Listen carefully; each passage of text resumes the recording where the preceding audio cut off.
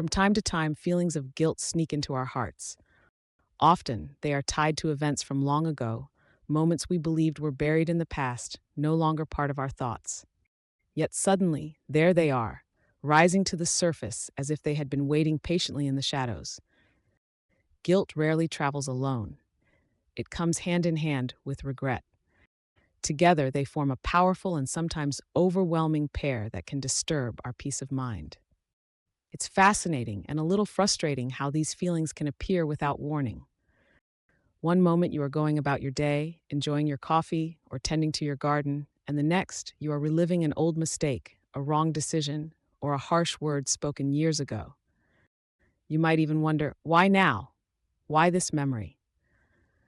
I sometimes think our minds are constantly searching for something to keep us busy. If that is the case, why can't the mind surprise us with a positive memory instead? A sweet moment from the past, a happy encounter, or a beautiful success? But no, the brain, in its mysterious way, often digs up old wounds rather than pleasant treasures. For much of my life, I struggled with these sudden waves of guilt and regret.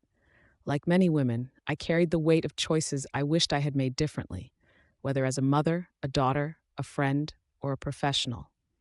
I would replay events in my head, imagining what I could have said or done differently, as if rewriting the past in my mind could somehow erase it. Of course, it never did. The regret lingered, and the guilt continued to whisper its unwanted commentary. Over time, I realized something crucial. Guilt and regret are emotional anchors.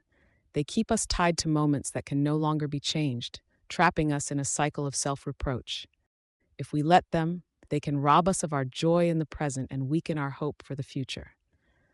I knew I had to find a way to break free from this cycle, not by ignoring my past, but by learning to make peace with it. So I developed my own systematic way of controlling my thoughts. The first step was awareness. When a memory appeared that triggered guilt or regret, I would pause and name it.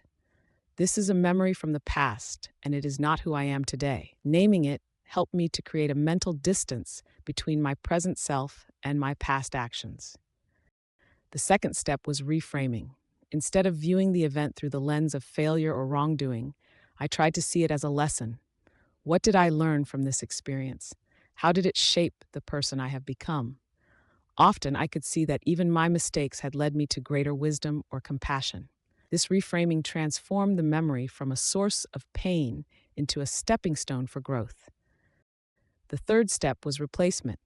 I made it a habit to actively replace the negative memory with a positive one. If my mind was going to stay busy, I wanted it to work in my favor. For example, if an old regret about a missed opportunity surfaced, I would intentionally recall a time when I had taken a bold step and succeeded. This shift in focus was like opening a window and letting fresh air into a stale room. And finally, the fourth step was release. Some memories cannot be reframed or redeemed, and in those cases, I simply chose to release them. I would tell myself, sometimes out loud, I forgive myself for not knowing better at the time. This simple act of self-forgiveness carried a profound sense of relief. Through this process, I have learned the art of not allowing regrets to take root in my mind. It does not mean I never feel guilt or regret. They are part of being human. But now, I have the tools to keep them from controlling me. I can block that moment of sadness before it grows into something heavier. Letting go of guilt and regret is not about denying the past. It is about reclaiming the present.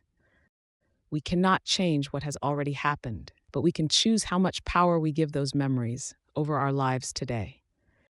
The past is a place for reflection, not residence. When I think back on my journey, I see clearly that this skill, this ability to let go, is one of the greatest gifts we can give ourselves. It frees us to live fully, to love without hesitation, and to meet the future without the shadow of yesterday clouding our vision. Life is too precious to spend it carrying invisible burdens. If your mind insists on revisiting the past, guide it toward the moments that make you smile. Let sweet memories be the stories you replay, and let the rest drift away like leaves in the wind. After all, every day we are given is a new opportunity, not to rewrite our past, but to create a future worth remembering.